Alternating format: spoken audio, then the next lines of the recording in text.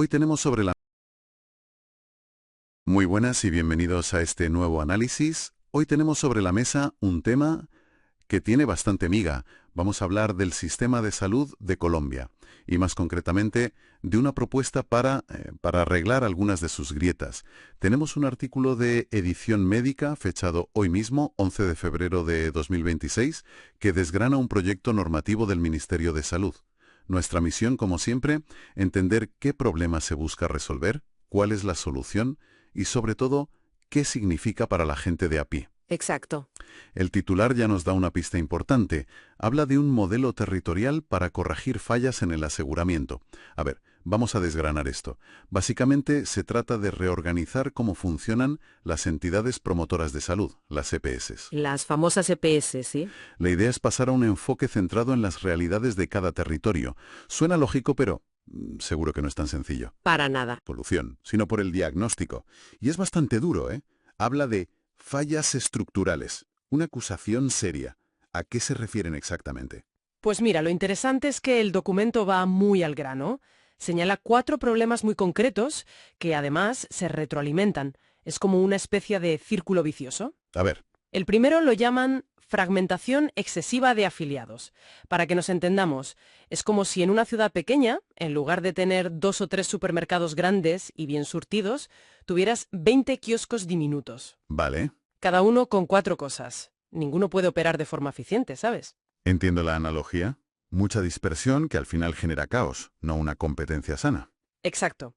A esto se le suma el segundo punto, la presencia marginal de EPSES en territorios sin escala poblacional suficiente. Que esto, supongo, se refiere a las zonas más rurales o despobladas. Totalmente. Hablamos de aseguradoras que operan en esas zonas, pero sin el volumen de afiliados necesario para ser sostenibles. O sea, están ahí de cuerpo presente, pero no pueden prestar un buen servicio. Y luego el artículo menciona 2 conceptos que suenan ya muy técnicos. Selección adversa geográfica y pérdida de economías de escala. Sí, suenan a manual de economía, pero son la clave de todo. A ver, si lo traducimos al lenguaje de la calle, ¿qué significan? Pues vamos a ello. La selección adversa geográfica, simplificándolo mucho, significa que las aseguradoras, de forma natural, si no hay reglas, tienden a evitar las zonas que son más caras de cubrir. Claro, áreas rurales, con población que necesita más atención, más envejecida. Justo. Y la pérdida de economías de escala es la consecuencia directa de eso. Si no tienes suficientes afiliados en una misma zona, no puedes gestionar el riesgo de salud de forma eficiente. Es imposible. Y el resultado de todo esto, según el texto, es que se golpea la continuidad e integralidad de la atención, sobre todo en municipios rurales, dispersos o de frontera. O sea que el sistema no funciona igual para todos. Precisamente. Esa es la tesis central. Se crean ciudadanos de primera y de segunda en materia de salud. Bien, pues con este diagnóstico sobre la mesa, la solución que se propone ya parece casi una necesidad, ¿no? Hablan de un ordenamiento técnico del aseguramiento. Esto no suena a un simple retoque cosmético. No, para nada. Es algo mucho más profundo. La idea es alinear la operación de las aseguradoras con las condiciones reales de cada territorio. O sea, que la aseguradora que opere en una región esté de verdad preparada para atender a esa población, con sus características, sus problemas de salud específicos. Exacto. El proyecto se basa en variables muy concretas, la escala y la densidad de población, la dispersión geográfica, la capacidad operativa real de cada EPS. Y su sostenibilidad financiera, imagino. También, y cómo se integran con los hospitales y centros de salud de la zona. El objetivo que mencionan es promover trayectorias asistenciales continuas y coordinadas. En otras palabras, que el viaje de un paciente por el sistema sea fluido, sin barreras, sin que te mareen de un sitio a otro. Justo, se trata de reducir las barreras que surgen de esa fragmentación, facilitar que los tratamientos continúen, que no se interrumpan, algo que el artículo subraya como vital para las poblaciones más vulnerables. Vale, pero un cambio de este calibre siempre genera inquietud. Mucha. El Ministerio parece que se adelanta a estas dudas y el artículo dedica un buen trozo a las aclaraciones. La primera y más obvia. ¿Van a trasladar a la gente de aseguradora de forma masiva? Es la gran pregunta, y el texto es muy enfático en este punto. Dice, y cito, que la propuesta no contempla traslados automáticos ni indiscriminados. Subraya que cualquier proceso de reasignación será gradual y basado en criterios técnicos. ¿Es un mensaje de tranquilidad? Vale, es un mensaje de calma. Pero claro, aquí entra otra preocupación. La competencia. ¿No se está limitando la libre elección o incluso creando monopolios en algunas zonas? Has puesto el dedo en la llaga. Y el Ministerio lo aborda de frente. Lo enmarcan dentro de un modelo de competencia regulada. ¿Y eso qué quiere decir? Pues que a veces el mercado por sí solo falla. Y aquí sacan un argumento de peso. Citan a la Superintendencia de Industria y Comercio. La autoridad de competencia del país, nada menos. Exacto. Y su conclusión, según el artículo, es que el proyecto no tiene como objeto restringir indebidamente la competencia y que responde a fines legítimos de equidad y eficiencia. Es un espaldarazo técnico muy importante. O sea que la libre elección sobre el papel no sirve de mucho si las opciones que tiene son en la práctica deficientes. Esa es la idea.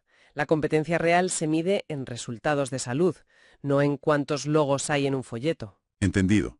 Y para proteger a los usuarios en ese proceso, si al final hay una resignación, hay reglas claras. Sí, establecen unas líneas rojas muy claras, unas salvaguardas. A ver, La primera, se debe preservar la continuidad de los tratamientos en curso. Segundo, mantener la unidad de los grupos familiares. No se puede separar a una familia en distintas aseguradoras. Y tercero, garantizar la sostenibilidad financiera de todo el sistema. espera, aquí hay algo que me genera una duda. Si parte del problema es que las zonas rurales son más caras y ahora vas a obligar a ciertas CPS a operar ahí, ¿no las estás condenando a tener pérdidas? ¿Cómo se come eso de operar en zonas deficitarias y a la vez exigir sostenibilidad financiera? Esa es la pregunta del millón, y el punto más delicado de toda la reforma. El artículo no entra en los detalles finos del mecanismo, pero es evidente que esto solo puede funcionar si hay un sistema de compensación de riesgos muy bien diseñado. Es decir, que el Estado tiene que mover dinero. Exacto. Transferir recursos de las zonas, digamos, más rentables a las que cubren territorios más complejos y costosos. El diablo, como siempre, estará en los detalles de cómo se calcule eso. O sea que el éxito de todo esto depende de una fórmula matemática que todavía no conocemos en detalle. Fascinante y un poco inquietante. Un poco sí. Entonces, si se aprueba este decreto, ¿cuál es el cambio fundamental que se espera ver? Pues el objetivo final, según lo que expone el artículo, es prevenir riesgos sistémicos. Es hacer el sistema más fuerte, más coherente, ordenando la operación de las aseguradoras según la realidad del país. Y me llama la atención el fundamento legal que se menciona. No lo presentan como una idea nueva que se les ha ocurrido ahora, sino como el cumplimiento de un mandato. Así es. Y esto es fundamental para entender su postura. Se apoyan en la Constitución y en un montón de leyes. La Ley 100, la 1122, la 1751, que asignan al Estado la responsabilidad indelegable de organizar, dirigir, regular y controlar el sistema de salud. O sea que su argumento es, no es que podamos hacerlo, es que debemos hacerlo. Exactamente. La cita final del Ministerio que recoge el artículo lo resume muy bien. Lo consideran una medida de responsabilidad estatal orientada al interés general y a la protección efectiva de los usuarios. En resumen, el análisis de hoy nos muestra la lógica detrás de una reforma que parece muy significativa. Partimos de un problema de fragmentación e ineficiencia. Que afecta sobre todo a las zonas más dispersas de Colombia.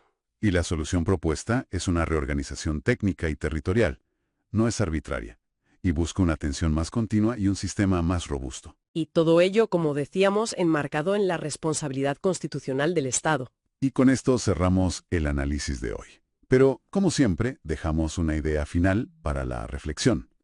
El artículo nos ha presentado de forma muy clara la visión y la justificación del gobierno. Pero esto nos lleva a una pregunta inevitable que queda abierta. La otra cara de la moneda. Exacto. ¿Cuál será la perspectiva de las propias aseguradoras, de las CPS? Ellas son las otras grandes protagonistas de esta historia, y esta reorganización afecta directamente a sus operaciones y a su presencia en el territorio. Esa sin duda será la siguiente fase de esta investigación.